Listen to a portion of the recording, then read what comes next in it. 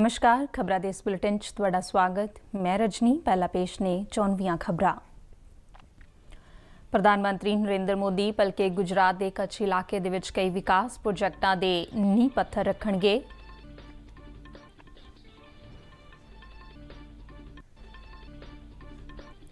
उत्तराखंड के किसानां दी एक वफद ने केंद्रीय खेती मंत्री नरेंद्र सिंह तोमर दे नाल कीती मुलाकात।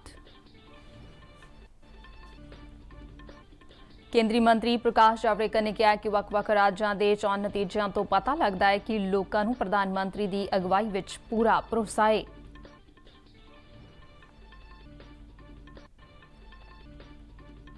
भारतीय रिजर्व बैंक ने RTGS राही पैसे दे लैन देन की सहूलत 24 घंटे उपलब्ध करवाउण दा कीता ऐलान।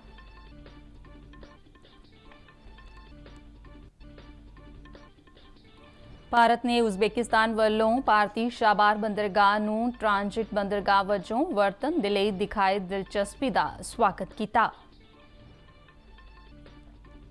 जम्मू कश्मीर दे पुंछ विच सुरक्षा दस्तियां ने 2 पाकिस्तानी अतवादी कीते ढेर ते 1 काबू।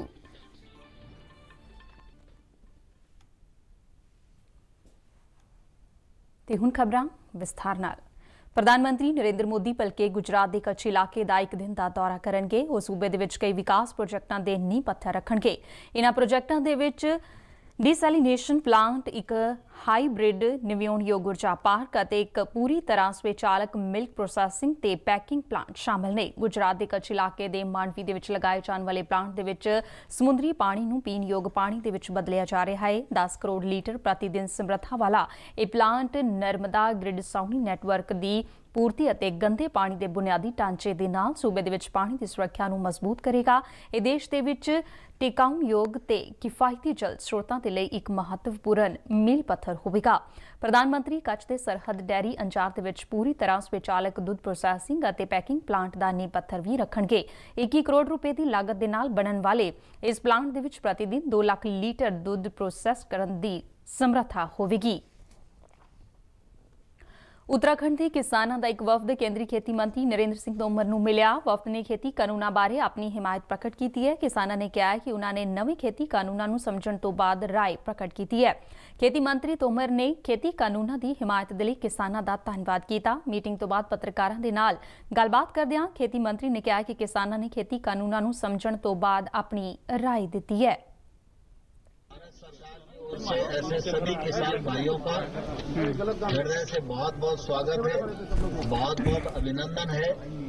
उन्होंने कृषि सुधार बिलों को समझा, उसके बारे में अपनी राय दी और अपना समर्थन व्यक्त किया। इसके लिए मैं भारत सरकार की ओर से सभी किसान भाइयों का आभार प्रकट करता हूँ। खेती ते किसान भलाई मंत्रालय के राज मंत्री कैलाश चौधरी और उत्तराखंड के सिक्ख्या मंत्री अरविंद पांडे भी इस मीटिंग दे विच शामिल हुए। किसानों का यह तीसरा वफद है जिसने खेती मंत्री नूं मिलकर खेती कानूनों बारे हिमायत की है।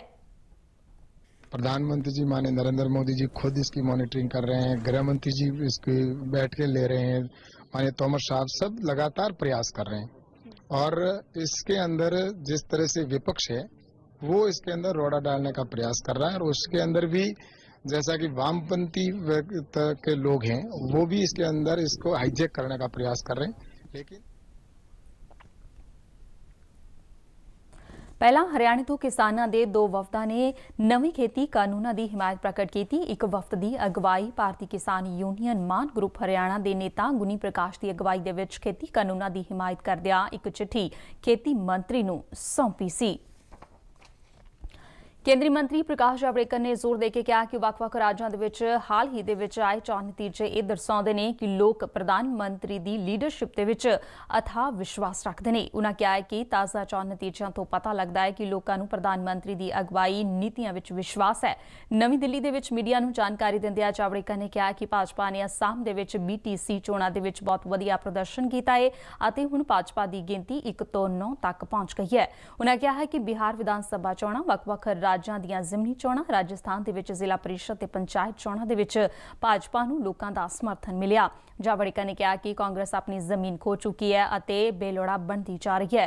उन्होंने कहा कि हर वर्ग के लोग प्रधानमंत्री नरेंद्र मोदी के विकास प्रोग्रामां दा समर्थन कर रहे हैं। एक सीट थी, अब 9 सीटें हमारी बनी है और यूपीपीएल के साथ हम वहां चीफ एग्जीक्यूटिव मेंबर के लिए प्रमोद बोड़ो का नाम का सुझाव दिया है। ਅੰਤਰਰਾਸ਼ਟਰੀ ਬੈਂਕ ਨੇ ਭਾਰਤ ਦੇ ਦਰਿਆਵਾਂ ਨੂੰ ਮੁੜ ਸੁਰਜੀਤ ਕਰਨ ਅਤੇ ਸਾਫ਼ ਸਫਾਈ ਦੇ ਯਤਨਾਂ ਦੀ ਸ਼ਲਾਘਾ ਕੀਤੀ ਹੈ।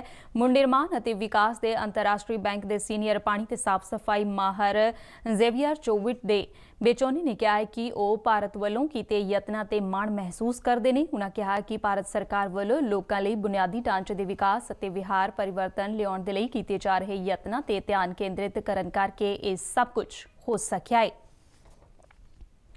ਭਾਰਤੀ ਰਿਜ਼ਰਵ ਬੈਂਕ ਨੇ RTGS ਰਾਹੀਂ ਪੈਸੇ ਭੇਜਣ ਦੀ ਸਹੂਲਤ 24 ਘੰਟੇ ਦੇਣ ਦਾ ਐਲਾਨ ਕੀਤਾ ਹੈ। ਇਸ ਦੀ ਜਾਣਕਾਰੀ RBI ਦੇ ਗਵਰਨਰ ਸ਼ਕਤੀਕਾਂਤ ਦਾਸ ਨੇ ਦਿੱਤੀ ਹੈ। ਉਨ੍ਹਾਂ ਕਿਹਾ ਕਿ ਬੀਤੀ ਰਾਤ ਤੋਂ ਹੁਣ ਇਹ RTGS ਸਹੂਲਤ ਸਾਲ ਦੇ ਵਿੱਚ 24 ਘੰਟੇ ਉਪਲਬਧ ਕਰਾਉਣ ਦਾ ਫੈਸਲਾ ਕੀਤਾ ਗਿਆ ਹੈ। ਉਨ੍ਹਾਂ ਕਿਹਾ ਹੈ ਕਿ ਭਾਰਤ ਵਿਸ਼ਵ ਦੇ ਵਿੱਚ ਹੁਣ ਉਹਨਾਂ ਦੇਸ਼ਾਂ ਦੇ ਵਿੱਚ ਆ ਗਿਆ ਹੈ ਜਿੱਥੇ ਸਾਰਾ ਸਾਲ 24 ਘੰਟੇ RTGS ਪ੍ਰਣਾਲੀ ਰਾਹੀਂ ਪੈਸੇ ਦਾ ਲੈਣ ਦੇਣ ਕੀਤਾ ਜਾਂਦਾ ਹੈ। ਇਸ ਦੇ ਨਾਲ ਦੇਸ਼ ਦੇ ਵਿੱਚ ਡਿਜੀਟਲ ਅਦਾਇਗੀਆਂ ਨੂੰ ਹੁਲਾਰਾ ਮਿਲੇਗਾ। ਇਸ ਤੋਂ ਪਹਿਲਾਂ ਖਪਤਕਾਰਾਂ ਨੂੰ RTGS ਲੈਣ ਦੇਣ ਦੀ ਸਹੂਲਤ ਕੰਮਕਾਜ ਵਾਲੇ ਦਿਨਾਂ ਦੌਰਾਨ ਸਵੇਰੇ 7 ਵਜੇ ਤੋਂ ਸ਼ਾਮ 6 ਵਜੇ ਤੱਕ ਸੀ। ਭਾਰਤ, ਈਰਾਨ ਤੇ ਉਜ਼ਬੇਕਿਸਤਾਨ ਦੇ ਪਹਿਲੇ 3 ਧਿਰੀ ਕਾਰਜਕਾਰੀ ਗਰੁੱਪ ਦੀ ਵਰਚੁਅਲ ਮਾਧਿਅਮ ਰਾਹੀਂ ਅੱਜ ਹੋ ਰਹੀ ਮੀਟਿੰਗ ਦੇ ਵਿੱਚ ਸ਼ਾਬਾਰ ਬੰਦਰਗਾਹ ਨੂੰ ਸਾਂਝੇ ਤੌਰ ਤੇ ਵਰਤਣ ਬਾਰੇ ਵਿਚਾਰ ਵਟਾਂਦਰਾ ਕੀਤਾ ਜਾ ਰਿਹਾ ਹੈ।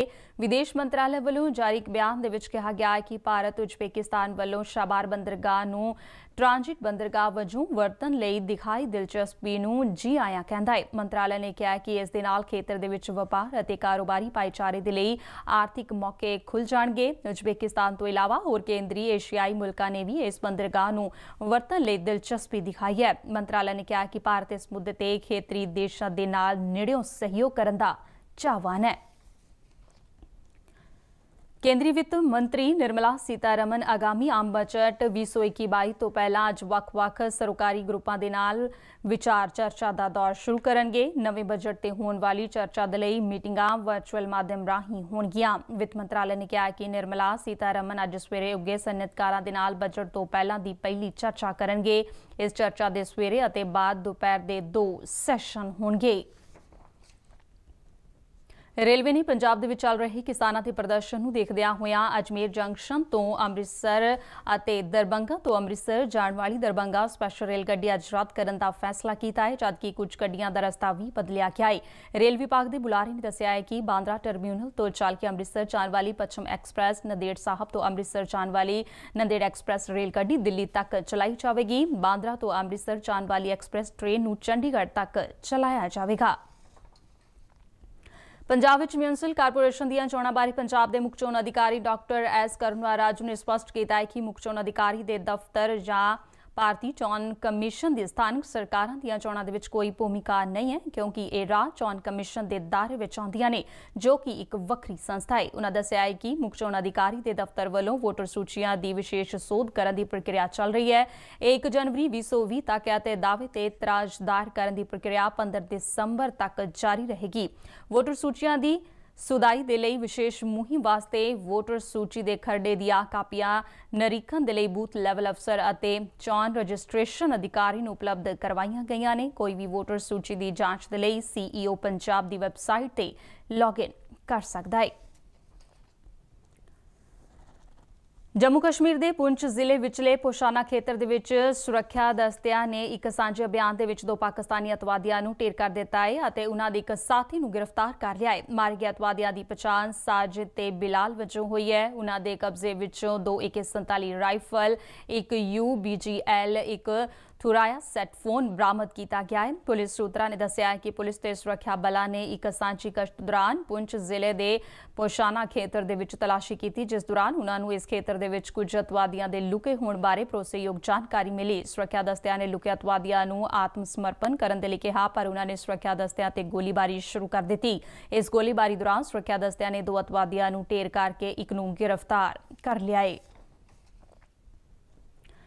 ਬੁਲਟਨ ਦੇ ਅਖੀਰ ਵਿੱਚ ਚੋਣ ਦੀਆਂ ਖਬਰਾਂ ਇੱਕ ਵਾਰ ਫਿਰ ਤੋਂ। ਪ੍ਰਧਾਨ ਮੰਤਰੀ ਨਰਿੰਦਰ ਮੋਦੀ ਭਲਕੇ ਗੁਜਰਾਤ ਦੇ ਕੱਛ ਇਲਾਕੇ ਦੇ ਵਿੱਚ ਕਈ ਵਿਕਾਸ ਪ੍ਰੋਜੈਕਟਾਂ ਦੇ ਨੀਂਹ ਪੱਥਰ ਰੱਖਣਗੇ।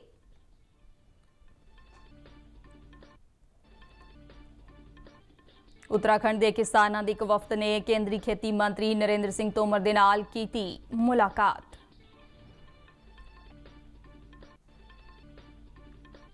केंद्रीय मंत्री प्रकाश जावड़ेकर ने कहा कि वख-वख राज्यों के चोण नतीजों तो पता लगता है कि लोगों को प्रधानमंत्री की अगवाई में पूरा भरोसा है।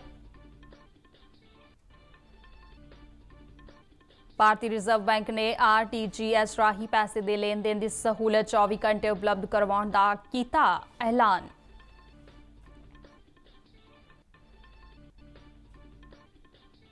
भारत ने उज़बेकिस्तान वालों भारतीय शाबार बंदरगाह नूं ट्रांजिट बंदरगाह वजों वरतन दे लई दिखाई दिलचस्पी का स्वागत किया।